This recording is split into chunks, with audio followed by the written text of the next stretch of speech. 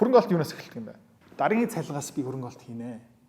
Энэ цалингийн зээлийг төлөө дуусныхаа дараа би эхэлнэ. Гайг болсны дараа би эхэлнэ. Байрны зээлийг төлөө дуусны дараа эхэлнэ. Хүүхдүүд маань сургуулиас гарсны дараа хөрөнгө олт хийж эхэлнэ. Энэстэй хотлоо. Жил болгон 12 сард хүмүүс юу хийдэг юм бэ гэх юм бол шинэ жилийн ялгтаа бэлддэг. Яаж бэлддэг юм бэ гэх юм бол 1 юм уу 2-7 хоног хоолноос гардаг. Яагаад гэх юм бол бүтэн жилчингээ өдрийн цагаараа цөөхөн бууз хязгааргүй дээд жил болгон тийм өмнө ярьцмаар томсоод байгаа. За тэгээ өмнөх жилийн юм уу 2 жилийн өмнөх худалдаа авсан палаж руу орохын тулд өстой хардкор дайет хийж эхэлдэг. Яагаад вэ гэх юм бол биенийхээ хэлбэрээ алдсан, амьдралынхаа хэв маягаа алдсан хүн бүдүүрдэг. Буцаага туранхай хүн болохын тулд богино хугацааны арга хэмжээ авдаг.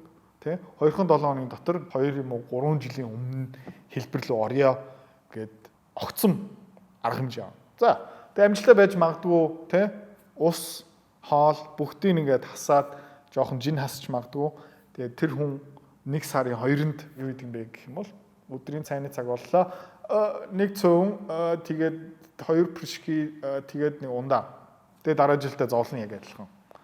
Тэр хүн туранхай хүн мөн үү? Биш. Тэ? Улам бүдүүрнэ. Энэ яагаад хөрөнгө олттой хамаатай юм бэ гэх юм бол хөрөнгө орлогч зүгээр болтгүй. Тэ? Бүдүүн хүн гинт туранхай болтгогүй, мөнгөтэй хүн зүгээр болтгогүй, тэ? Хоримтлалтай хүн бас сэрээд тэ болтгүй.